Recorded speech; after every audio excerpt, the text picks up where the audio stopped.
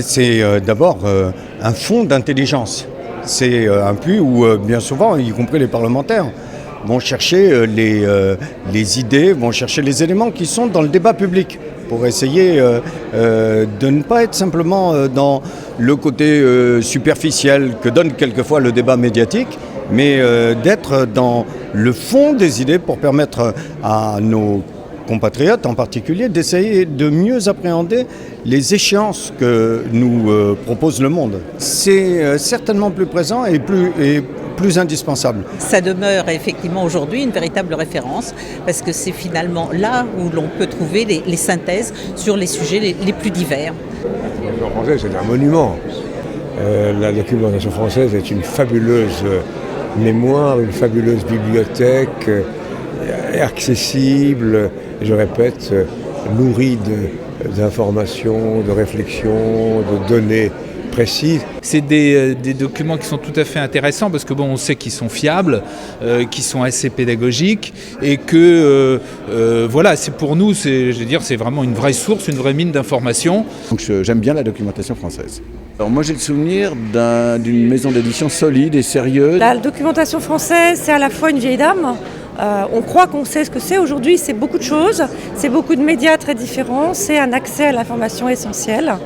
Je pense qu'il faut qu'on continue à avoir ce lieu où la publication est une publication de qualité, sans être une publication inaccessible à ceux qui ont envie de connaître des choses précises sur certains sujets. Et donc je trouve que c'est cet équilibre-là qui a toujours été trouvé par la documentation française. La maison elle-même est une maison de référence pour nous. Le travail, le sérieux, la rigueur en fait, de ces travaux font que c'est assez incontournable pour un parlementaire en fait. Je lui souhaite un bon anniversaire et une belle et heureuse mission qui est celle de la fourniture, du classement, de la hiérarchisation de données. Grâce à la documentation française, une mise en forme, une hiérarchisation de l'information, une facilité d'accès qui est tout à fait précieuse. J'ai du mal à imaginer que ça fait déjà 70 ans, parce que c'est dans le paysage national et c'est pour moi dans mon paysage mental depuis très très longtemps. Ça reste une valeur solide qui permet de penser, de réfléchir et de s'informer. Donc longue vie à la documentation française. Quand j'étais étudiant, la documentation française c'était la mine, le trésor, l'endroit où on allait. Bon, je crois que c'était la qualité, la marque. C'est une mission respectable, honorable, nécessaire. Les belles livraisons de la documentation française, et c'est vrai que ça n'a cessé de se renouveler, c'est une vraie mine d'or. Je te souhaite bon anniversaire à la documentation française. D'abord une référence institutionnelle à la fois pour les élèves, les étudiants et même les enseignants et le simple citoyen qui veut s'informer auprès d'une source qui va être une source sûre, fiable, qui va lui permettre, je dirais, dans un monde devenu complexe, voire inquiétant, d'avoir des grands éléments de repère. Donc on a besoin d'organismes comme la documentation française qui posent les éléments du réel, des faits, de sorte que chacun puisse avoir accès à des éléments de décryptage de la société telle qu'elle fonctionne. Bon anniversaire!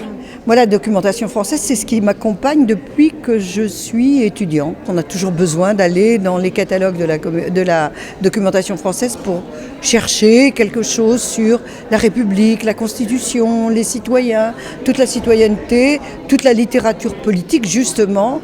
C'est là où on trouve l'essentiel. La documentation française est évidemment un organe officiel, mais en même temps d'une grande indépendance dans sa conception, dans son fonctionnement. Et ça, c'est évidemment extraordinairement précieux. Vous êtes dans un maillon intermédiaire entre les données brutes de l'INSEE, de l'OCDE, ou que sais-je, et leurs publications respectives. Et d'un autre côté, le public qui a besoin d'avoir un traitement qui l'éclaire sur ces différentes questions. Alors, la chose que je vous souhaite, c'est de continuer à être libre. Ça m'évoque beaucoup de livres et donc beaucoup d'heures de lecture. Moi, ce qui m'a permis, par exemple, de réfléchir et de me nourrir intellectuellement, c'est d'aller piocher justement à la documentation française tous les livres à travers des thématiques que je travaillais à l'époque, d'aller les chercher, de les trouver, de pouvoir me nourrir intellectuellement et donc d'arriver armée pour débattre dans le paysage politique. Elle est indispensable. Elle m'a accompagnée dans tout mon parcours professionnel et politique. Professionnel d'abord, puisque en tant qu'historienne, j'ai pratiqué beaucoup la documentation photographique. Et puis ensuite politique, par la diversité des thématiques abordées, de la qualité des revues, sur des thématiques très, très variées en fonction de mes obligations et de mes sujets politiques. Je me souviens que plusieurs fois, notamment quand j'étais lycéen ou étudiant, j'allais chercher des documents là-bas. Voilà, depuis, en étant devenu journaliste, je reçois régulièrement, bien évidemment, les publications de documentation française. J'aime particulièrement les cahiers français et notamment leur page bibliothèque à la fin qui présente des auteurs qui sont souvent tombés dans l'oubli, mais qui permettent de relever des problématiques très intéressantes de notre actualité et de notre société et qui sont en totale corrélation avec les pages débats et dossiers qui soulèvent des questions de parité et de désordre sociologique. J'encourage notamment les étudiants à les lire car elles permettent un décryptage très, très fin et très complet de l'actualité internationale et même française qui nous entoure. Quand j'ai, encore aujourd'hui, et je viens de le faire à l'instant, là devant ce salon du livre, besoin d'une référence incontestable, d'une documentation, je pense à la documentation française et je pense beaucoup de gens, des étudiants et des responsables le font aussi.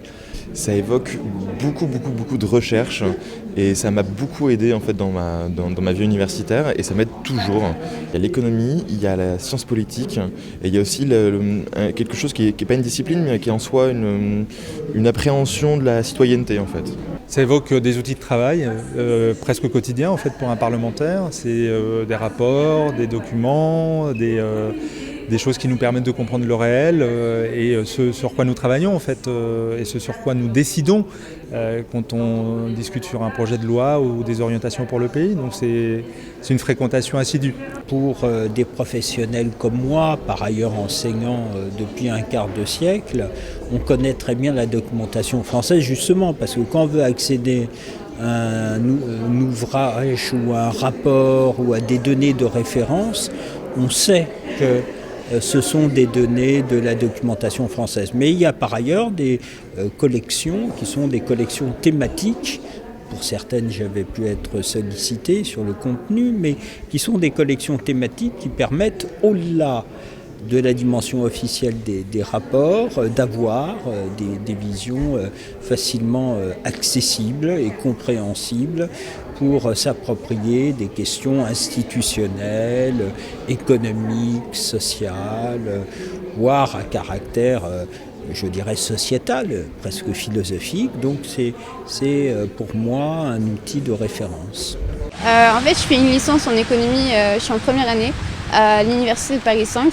Et c'est vrai que le problème économique, ça m'aide à vraiment comprendre l'économie, mais dans sa profondeur. Et puis, puisque ça m'aide vraiment pour mes cours et c'est vraiment intéressant.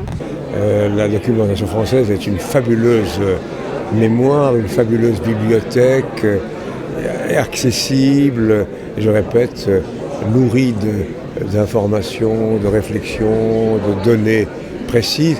Et surtout, on est certain quand on consulte un document ou un livre, de découvrir un texte remarquablement écrit, je veux dire clair, lisible et généralement conforme à la vérité scientifique et historique. C'est un réel plus d'avoir des informations qui sont décrites de manière claire et précise afin d'être le plus complet, le plus précis dans nos propos.